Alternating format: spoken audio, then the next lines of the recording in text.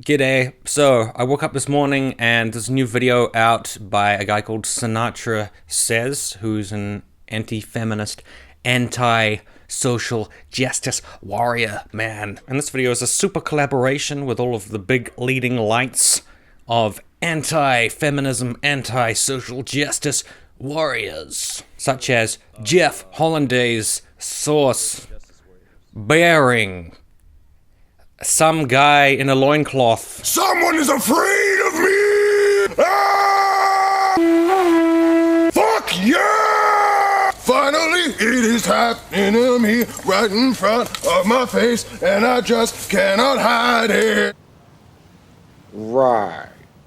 Weird man who makes kissy noises at Danny Courts, who is a feminist guy for some reason. It's so nice to be hated by such a weak character like you, Danny. And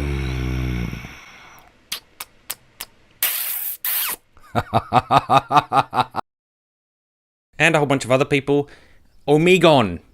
Yeah, that's one. And it's about how much social justice warriors hate with a passion anti-social justice warriors. Why do SJWs dislike antis and people who disagree with them more than they dislike actual racists and sexists? How does this affect and make anti-SJWs think and feel? I didn't hurt his feelings. Greg's got feelings. Have you thought about these rappers that you're dissing? Might hurt their feelings. Jermaine's right. You might hurt their feelings. All right? Have you guys ever had hurt feelings?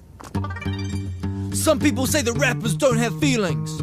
We have feelings. We have feelings. Some people say that we are not rappers. We're rappers. That hurts our feelings. Hurts our feelings when you say we're not rappers. Social justice warriors, even though that's a name that we have put onto people because people don't ask to be called like a social justice warrior, or if they do, they're an extreme minority. People who we have put a pejorative term on in order to marginalize, insult them just from the very get-go, so instantly there's like some well poisoning. Straight away, we're gonna call you social justice warrior. That person might say, actually, I'm a feminist, or I'm a liberal, or I'm a progressive, or I'm a left-winger, or who knows, whatever, anarcho-communist, anarcho-syndicalist, whatever the fuck they want to call themselves. You say, no, I've decided that you are a social justice warrior.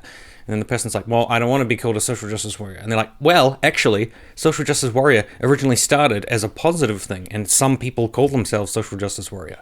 Ah, got you there. Well, I don't call myself social justice warrior. I don't care. I'm still gonna, in a derogatory fashion, call you a social justice warrior because I don't care about what you think, loser. And then the SJW says, wow, you're really a dick. You're a douchebag. And so they decided to make a whole video about the counter reaction to that, which is, oh my god, my feelings. Yeah, my feelings. Social justice warrior doesn't like me. Just what this whole video is. It's just a whole bunch of anti-feminist, anti-social justice warrior people playing the fucking victim and crying about how the people who they fight every day on Twitter and on YouTube and so forth don't like them. You see, I'm not gonna make a video crying about how Bearing and Sargon and Jeff Hollandaise, whatever, don't like me. I'm aware of the fact they don't like me. They don't like me because we have a very different point of view, which means sometimes we just cannot get along.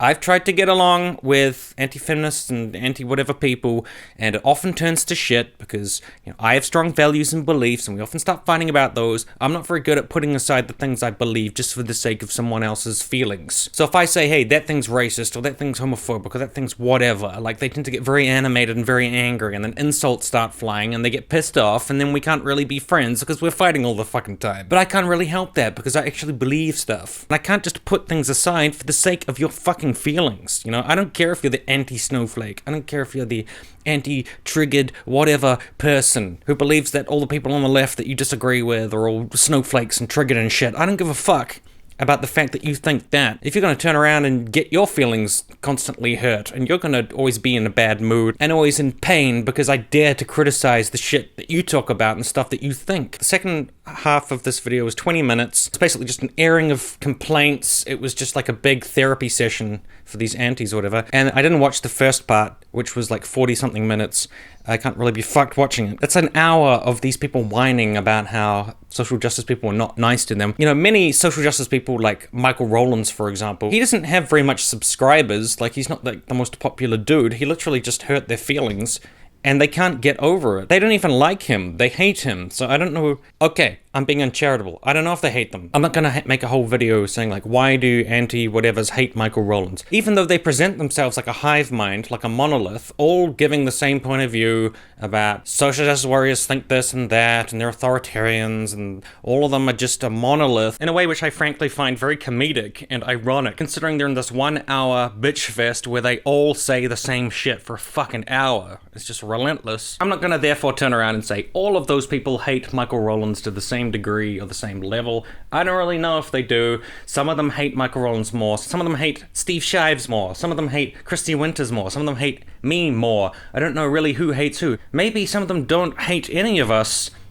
They've just got grievances and they've got some pain and they've got some feels. They've got some hurt feels in there, and it's fine. I mean, all of us have feels. We all got feelings. And you know, the most damaged feelings of all can be those of a poor little shitlord who's just trying to meme on the internet and people are mean to them. But I just find it insanely ironic that they just do an hour's video, which is total epic echo chamber. They could turn around and say, well, my community and my group did a kind of echo chamber thing with the questions to anti-social justice warriors, because I mean that's what they call themselves. I'm not being derogatory, that's just their label, or anti-feminists, or whatever the fuck they want to call themselves. But at least that was questions, like we were asking stuff of them for them to answer. It was kind of a dialogue. This series of videos is just an airing of grievances. Basically, we all have hurt feelings, we're all in pain, because the people that fight us a lot are mean. But I find it highly ironic because I think social justice advocate warriors, they often say stuff that antis or whatever don't like. They might say that's racist, that's transphobic, that's homophobic, and that will bend the anti-people's feelings completely out of whack, and they'll go on the offense and they'll get super angry and start fighting, and then the relationship will fall apart. But transphobia, homophobia, racism, etc., to me at least, they're all ideas. So if somebody says to me, Tim, you're a racist, I'm like, how am I a racist? Like, are you gonna back that up? Do you have a point of view? Like, I'm not gonna say, that hurts my reputation. Oh my god, if someone calls me a racist, I fall apart, I can't handle it. No, I say like, well, how am I a racist then? And they try to back it up, or they just say, I'm just calling you names. If they're just calling me names, fuck them. If they can back it up, I'm like, well, maybe you get a point there. I'll think about that. I'll self-reflect. And that's it. It's no skin off my nose. I don't give a shit. But if you say, like, what you said was racist, or you're racist, well, a lot of anti-fems, anti-SJWs, whatever, not all, they will react like, my reputation on the line. Oh my god. How dare you, like, you're making the alt-right more powerful. The true Nazis are getting away and you're calling me names, and I'm gonna go on a collab video where I whine. And that leads to a lot of fighting. But is there fault on both sides? Yeah, absolutely. Like, sometimes social justice warriors, whatever, they're too mean, they're too strident, they're too quick to say something's transphobic or homophobic. Like, maybe they should take some more time to actually think about it a little bit. I have talked to social justice advocates who are too fast to condemn things for my tastes, and they would say, well, it's not my job to coddle these misogynists and these racists and homophobes, etc. But I do think that there is some leeway or some area where we should try to be a little more understanding so that we can coax out the side of people which understands the implications of some of the things that they are saying. I also think that the anti-community, whatever, is really against self-reflection. They do not want to self-reflect. They don't ever want to admit when there are implications to things that they say, because I don't know what it is about a lot of those folks, I know I'm generalizing a little bit, it's just my experience, that is offended or hurt or it's a blow to their ego when they are asked to look at the implications of some of the things they say or their words. And I've seen that many, many times. The tendency is just to react in an insanely defensive way. If I was coming from the other direction, I would say you're triggered, you're a snowflake, you want a safe space. But I think that's just a stupid way of thinking about things, because I'm also aware that a trigger actually has a meaning, and generally it's about things like sexual assault, for example, or rape, or pedophilia, or things that are actually very serious, and a safe space is generally just where people of a like mind can go to talk about something without being shouted down or interrupted, or made to feel like shit. But that is definitely what a lot of antis appear to want. They want a kind of safe space where nothing they say can ever be called misogynistic or racist, because then they have to go on this almighty purge about how their feelings have been damaged, busted up, over people like Michael Rowlands calling them names and blocking them or whatever when they got in a fight. And then they'll turn around and say, I don't actually care. I don't actually care. You think I actually care? Like, I don't give a shit. I don't care at all. Like, it's no big deal to me. They call me racist. Anyways, I was actually asked by someone to take part in this video, and it would be kind of a comedic bit when one person out of like 30 people came along and had a different point of view and said, hey, you know what, guys, I don't think they necessarily hate you the most. I think it's more that you are kind of the front lines of the culture war in this YouTube area. So people on my side often feel like you guys are lined up in front of all the true enemies, which are the neo-Nazis and the fascists and the racists and the conservatives who want to pass draconian laws and control women's bodies, and people who want to discriminate against immigrants and so forth, that you guys form this kind of like defensive line in front of those people and by constantly deflecting and making excuses for them. And when you make arguments against those people, they tend to be extremely weak sauce. You try to be so fucking understanding of virulent racists constantly. You try to see their side so much that it just gets to the point where you're basically just putting out their talking points for them and kind of enabling them. And then you call yourselves anti-social justice warriors, anti-feminists. You are anti a specific group of people, which I could be bundled into and other people are bundled into, which isn't even what we call ourselves, it's just what you've deigned to call us. And in order for the social warriors to get to the truth of the situation, they have to go through all of these enablers and all these people who sanitize and make vicious right-wing viewpoints just seem like reasonable points for discussion. So the fight ends up being between these people, while the kind of true enemy, which is the real virulent racists, and I would say that some of the antis too are themselves racists and sexists and bigots or whatever, and you can decide who that is. I'm sure like you'll take it personally and say, he's talking about me. Oh my god, he means me. And then do another crying video about it. But I think some of the antis are also just basically wolves in sheep's clothing, like, I'm a centrist, I'm just a person who's trying to get the truth of all sides, but at the end of the day, like, very empathetic and sympathetic with the hard right point of view, because it's all based on cultural fighting and cultural wars and social justice shit. So it's not going to be a surprise that you're not going to get along with the specific exact people that you are fighting. And I do think that the whole cultural war bullshit does obscure the real issues, and that is definitely a pitfall that social justice advocates and etc. have to look out for. I myself have often been distracted by fighting with people like Bering, for example, or Sargon of Akkad, because they are so visible and they are so obviously enabling fucked up views, like Bering enabling homophobia, which he did not long ago, Sargon enabling racism, Sargon enabling sexual harassment and so forth. That does distract from the real virulent people, such as like Millennial Woes or Mouthy Buddha, and hilariously Jeff Holiday is in this video. So this whole trope of social justice warriors hating me more than they hate real racists it's honestly really exhausting, and it drives me crazy. For them, it's about scoring points. It always has been. That's the nature of regressive authoritarianism, is to very slowly but surely be able to score those points, count those points, collectively find what is, your virtue score or rating. It doesn't actually matter about the message. It doesn't really matter about trying to achieve anything. It just matters about winning. I have no respect for these people. I tried for a long time, but fuck you people. I don't need you, and I'll do it without you. Kiss my ass.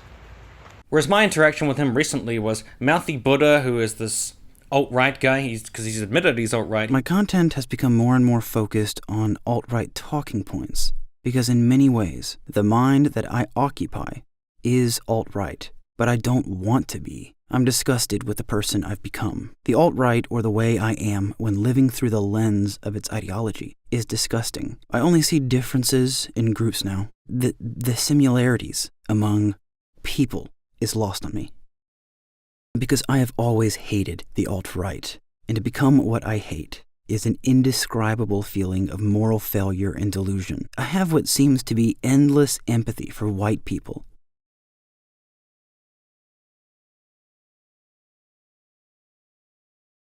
Right, he made this Nazi propaganda video, took about the point of view that Hitler wasn't that bad a guy, and he provided a few caveats or whatever, so people were like, here's a disclaimer, and he said occasionally Hitler was bad. I didn't know the guy, I'd only briefly heard of him, and I wasn't familiar with him. All I did was watch his video, number one, about the Jews, number two, about was Hitler a bad person, and my initial reaction to it was, holy shit, this is straight up Nazi propaganda. That's just how it seemed to me when I watched it. So I tweeted out to a few people, not including Jeff Holiday. I did not tweet at him. Wow, this guy's a straight-up neo-Nazi. What do you guys have to say about this? Jeff Holiday got on there and he was like, are you autistic? Are you fucking autistic, man? Are you a retard? You fucking retarded autistic fuck? You fucking idiot fuck? And I was like, why are you talking to me like this? What? And he's like, Mouthy Buddha is not a racist and it was not neo-Nazi propaganda, you fucking autistic retard, autist retard. I'm being totally honest with you, you might think that I'm just making this up. I didn't understand why he was talking to me like that. I was like, I didn't know you were friends with him. I thought the video was racist as shit. I don't know what your problem is. I don't know why you're insulting me so much. And then later I made a comment to Jeff Holiday, your friend's a racist. Because he is. He was in a hangout where he said he does dog whistles. Dog whistling is kind of like leaving secret racial racist messaging in your videos. And Mouthy Buddha said, I dog whistle all the time to the alt-right. Like, okay, I'll let you in on a little secret. Well, maybe I shouldn't just expose myself right now. Uh-oh. I dog whistle all the time in my videos. All the time. I never like, Oh, really? there was only one time where I actually explicitly said something, but I do dog whistle. There's at least one or two dog whistles in every video, and it's just a bit of language. So I said to Jeff, your friend's a racist, because that was a factual comment. Mouthy Buddha is a racist. He made racist propaganda and he panders to racists. That means he's a racist person, and Jeff blocked me over that. I didn't insult Jeff at all. All I talked about was the substance of Mouthy Buddha's video and the fact that he's a racist person based on his actions. Jeff flipped out, called me autistic and retarded, and blocked me. And here he is in this video whining that the social justice people are mean to him. Well, I think he owes me a fucking apology, to be perfectly honest. So my comment that he is a racist was not an insult. It was not a pejorative. It was a fact that Mouthy Buddha himself said, yes, I occupy an alt-right mind. I am a racist person. I have to deal with that, and I have to come to terms with the fact I'm a racist. And then at the recent Richard Spencer rally, 3 of his alt-right friends, because apparently he's friends with all these alt-right people, shot at protesters. So he's also friends with people who tried to murder people. And I know people will falsely say, well, Tim, you were friends with Russian Deadpool who murdered a woman. No, I mean, I wasn't his friend. We didn't get along, and we weren't friends at all, so that's not true. In fact, we had a very negative relationship. I was friends with the girl who died, not the guy who killed her. The grounds on which many people defended Mouthy Buddha was tribalism. Especially, he's my friend, someone I know, he couldn't possibly be like that, he's a good guy, leave him alone. It wasn't anything to do with the videos he made, with the shit he said, the fact he said he dog whistles, the fact that he said that he's alt-right, his buddies with neo-Nazis who try to shoot people. None of that counted. It was all just like, he's our friend, he's my friend. I defended Christy Winters during the whole docs thing on substantial grounds, and the fact that my video was being used to create a smear campaign by YouTuber Bearing, and I was trying to correct the record. I never said, she's my friends can do no wrong. That is just tribalism. Of course my friends can do things wrong, and of course I can disagree with them. But when you have someone like Jeff Holiday and Mouthy Buddha, he cannot say that the guy was fucking wrong because he's his friend, because he's a tribalist. Which means a lot of this video is just projection, because it's a whole bunch of people who are acting like a hive mind, all having the same point of view, accusing other people of being a hive mind and having the same point of view, and that's very contradictory. And I also said to the person who offered for me to be in this video, I wouldn't be in it if Bearing was in it, and he is in it, because I refuse to be in a video with someone who lied about me, lied about my views, refused to correct the record, and as he said in the video... Okay, so Sinatra wanted to know how I feel about being hated by fisty super feminist SJW brain trust more than they seem to hate actual sexists and actual racists. So here goes. I don't give a fuck. In fact, I think the way these cockheads completely spaz out about some of the tame shit said by me and by people like me is fucking hilarious. It's like these guys wake up in the morning and actually strive to be massive lol cows. He doesn't give a fuck about anything I have to say, or Christy or Steve or any other person, and that includes him lying about me and those people. Like, he didn't care about us trying to correct the record on those things, so I don't want to be in a video with someone like that. And on the substance in the video, there were a few points where they said things like, social justice warriors don't refute the alt-right because the alt-right... What? Some girl said the alt-right has points of view that social justice people cannot refute. That is exactly why they don't engage with the alt-right. Well, that and the fact that they know they cannot in earnest debate any of the talking points of the alt-right because they would embarrass themselves. But this is the whole point. They're not really trying to win a war of ideas. They're not actually trying to convince anyone. They're trying to win a war of attrition. They're trying to make you feel bad and make you change your outward beliefs, or at least your expression. Which to me sounds like an admission of admiration for alt-right views, which I think is the exact kind of thing that people like me and others in the social justice sphere or whatever would complain about. I think the reason that we don't cover the alt-right as much as we do, to be perfectly honest with you, is that we see those views as obviously corrupt, obviously racist, obviously broken, and we don't want to legitimize those views by pretending like they are a legitimate point of view. Now, you can definitely criticize that, and you can say that leaves those ideas unrefuted. You can't then turn around and say the reason they can't refute those ideas is because those ideas are too hard to refute or something? That's bullshit. They're not too hard to refute. An ethno-state in America is a ridiculous, insane idea on its face. And it would tear America apart, and it wouldn't fucking work. It's a self-evidently ridiculous point of view to have. But I can agree with you that social justice advocates and so forth probably don't talk about that enough. And they don't talk about people like millennial woes enough. And they should focus more on those issues, because I do think that people in the social justice sphere could definitely refute those ideas a lot better than skeptics do, because skeptics do a miserable job. Even in this fucking video, the girl is like showing some admiration for alt-right views. It's not about beliefs. It's not about ideology. It's not about anything real. It's about tribalism. And that's it.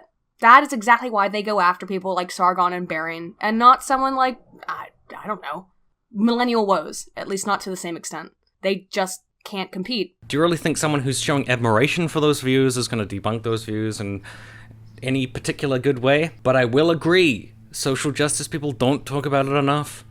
I agree with that. And then there's the Dankula guy in the video, and he says, I just don't understand why SJWs focus on tiny, mundane shit like this, instead of focusing on the big, actual, huge problems that you think they would be fucking screaming about. Hey SJWs, in Muslim countries they persecute gays, minorities and treat women like property. The alt-right's numbers are growing through your own actions. In Chechnya, they're rounding up gay people and actually putting them into death camps. Never mind that fake Nazi shit you're always complaining about. This is some real Nazi shit. You know how much you hate Nazis. I'm all on board, let's talk more about that kind of shit.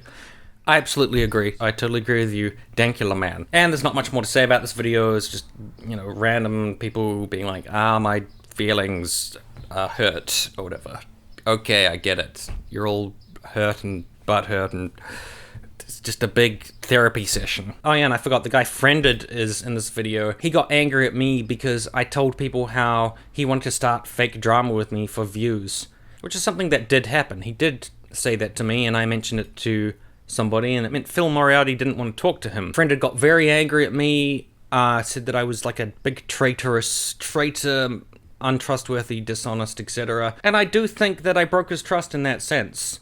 I didn't screenshot what we talked about and send it to people because that is sleazy and disgusting. I did mention he wants to start fake drama with me. And Friended also pointed out that he explained that to me later, that it was just a video idea, it wasn't malicious or a plan or anything. But he did talk a lot about doing that. And just from memory, I kept being like, I don't really know about that. Like, I don't want to lie to my subscribers by having a fake fight with you. Kind of undermines the fact that I do actually care about the stuff I talk about. Commenters and people can have the opinion that I don't care about the stuff I talk about, but they're obviously entitled to that opinion. They can think that. Being myself and being the person who puts out my opinions, I know for a fact that's not true. I know that I talk about stuff because I care about it. That's the only reason that I talk about it. You are totally entitled to disagree uncharitably and just say you do it for the drama and you want attention or whatever. It's just your opinion, man. That's fine. But I don't want to make a video where I pretend to fight with somebody. I've got enough real fights to have without having fake ones. And I just found his section in this video quite funny. So I'm talking about how it feels to be hated by the Christie Winners social justice clique here on YouTube. I want to say right now that it feels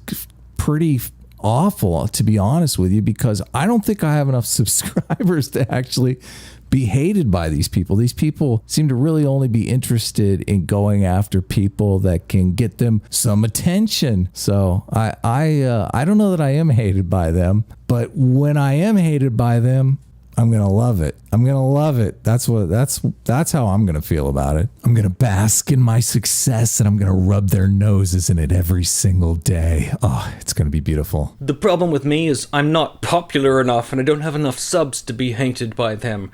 But I want to be hated by them because that would be awesome. And that backs up my perception of him 100%. He just wants the views, he wants the subs, he wants the attention. That's the thing that he fucking wants. He wants to be hated, like Sargon and Bering and shit, which is a very weird thing to aspire to. Shouldn't you want to focus on being the best content creator you can be? But it seems like he's just aspiring to be an arsehole so that he can get attention. That really does back up my perception of that guy. So in conclusion about this big moan fest that they've put out, I want to apologize on behalf of social justice.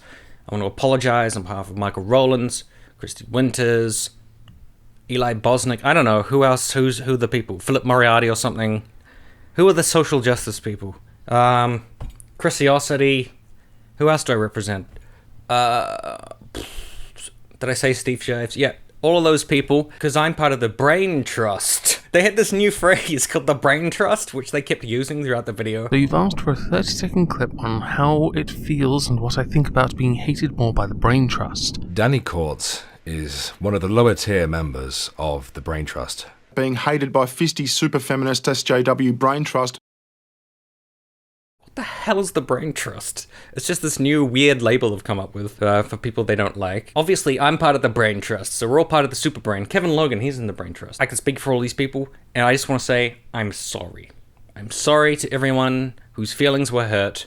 I'm sorry about the pain you've been put through. I'm sorry that when you say stuff and people don't like it, they might call you names like misogynist or transphobe or something. And I'm sorry that the social justice community doesn't take on the ideas of the alt-right much more fairly and kindly and really explore the white ethno-state. And I'm sorry that they will call friends of yours who make Nazi propaganda racist, who will admit they're alt-right and admit that they dog whistle to racists and ethno-statists and are friends with literal neo-Nazis who tried to kill people. I am sorry if they will be mean to those people. And finally, the part of this video that I do actually agree with is that social justice advocates should talk more in a robust fashion, because I know that's the word everyone loves, robust, about the alt-right and the ethno-state and taking down these kind of people, because I think we can do it in an effective, substantial way that doesn't also legitimize